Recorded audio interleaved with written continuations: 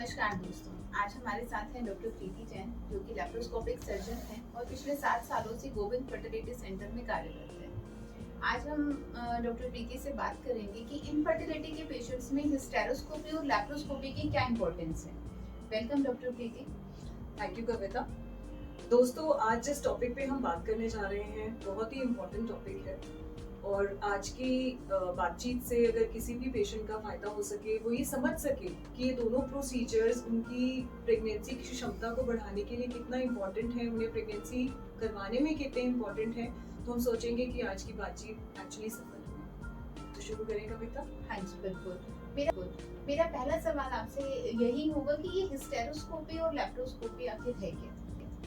देखिए, लैप्रोस्कोपी और हिस्टेरोस्कोपी दोनों ही एक तरह की सर्जरीज हैं।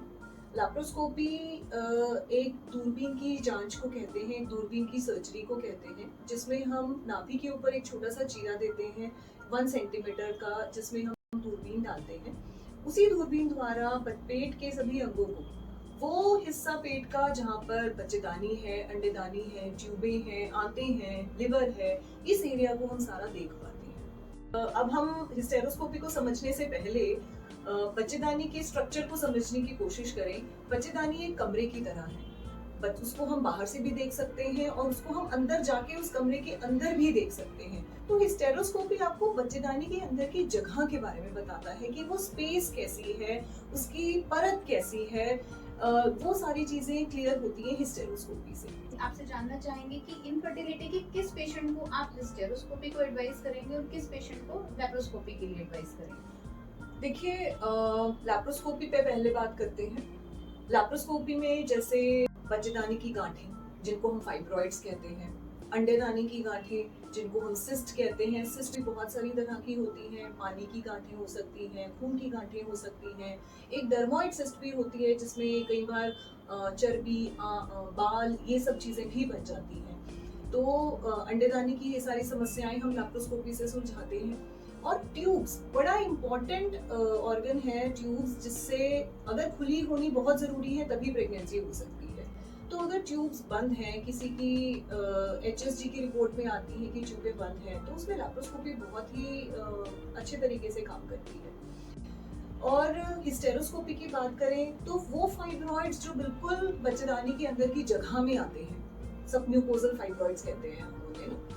तो वो फाइब्रॉइड्स या सेप्टम, जिससे हम कहते हैं कि बच्चेदानी के बीच में एक दीवार का होना, जो कि बच्चेदानी को 2 भागों में डिवाइड कर देती है, उससे कई बार मल्टीपल अबॉर्शंस के चांसेस रहते हैं, या प्रेगनेंसी ही नहीं हो पाती है, या होती है तो प्रीमेच्योर डिलीवरीज हो जाती हैं।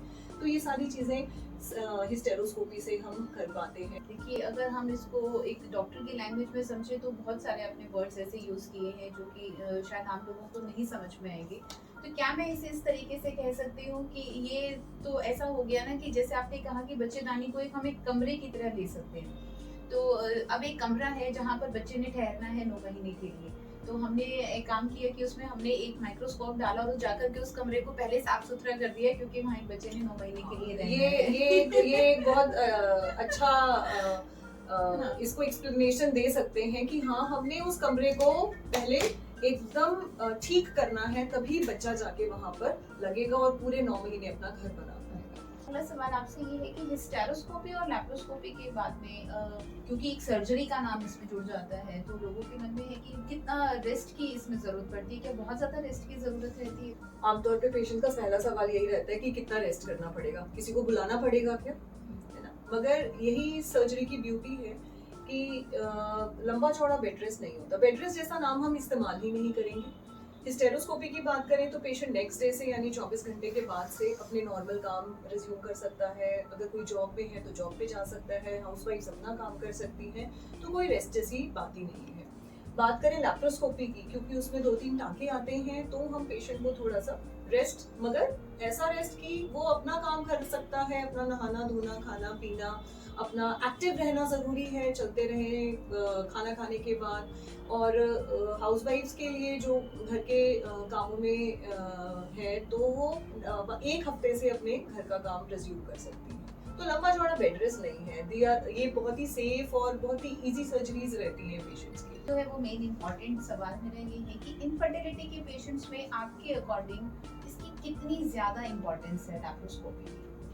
देखिए कुछ चीजें तो कुछ बीमारियां डिजीजेस तो ऐसी हैं जिनकी वजह से इनफर्टिलिटी हो रही है, तो वो जब तक हम नहीं ट्रीट करेंगे, उन चीज़ों को जब तक नहीं निकाला जाएगा, हम प्रेगनेंसी अचीव ही नहीं कर सकते, चाहे हम कोई भी ट्रीटमेंट कराते रहें। जैसे कि सिस्ट्स हैं, फाइब्रॉइड्स हैं, एंडोमेट्रियोसिस है, सेप्टम है, ये सब चीज़ें तो जब तक आप नहीं निकलवाएंगे प्रेगनेंसी हो ही नहीं सकती। तो कुछ चीज़ें तो ऐसी हैं कि सर्जरी कराने से ही प्रेगनेंसी हो जाती है, क्योंकि वो अड़चन ही निकल गई जो सर्जरी प्रेगनेंसी नहीं होने दे रही थी। कुछ केसेस ऐसे होते हैं जैसे कि हमें कोई रीजन नहीं मिल रहा है, पेशेंट की शादी को 5 साल 7 साल 10 साल हो चुके हैं, मगर आमतौर पे सारी रिपोर्ट्स नॉर्मल हैं, अल्ट्रासाउंड में कुछ नहीं आ रहा है। ऐसे केसेस में भी हम लैप्रोस्कोपी को रेकमेंड करते हैं। ऐसे केसेस में लैप्रोस्कोपी हिस्टेरोस्कोपी करने से हमें बहुत सारी चीज़ें पता चलती हैं जो कि कई बार अल्ट्रासाउंड में नहीं आ पाती हैं, जिसमें कि एक एग्जाम्पल मैं आपको दूंगी, tuberculosis. Thank you doctor Preeti. I think ये बहुत ही इंपॉर्टेंट टॉपिक था और हमारे बहुत सारी क्वेरीज जो है वो सॉल्व हो गई है, और ऐसे ही और भी टॉपिक हम आपके लिए लेकर आते रहेंगे। तब तक के लिए thank you doctor Preeti Jain. Thank you Kavita. और आप हमारे चैनल को लाइक शेयर एंड सब्सक्राइब करें, और हाँ, नोटिफिकेशन के बेल आइकन को ऑन करना ना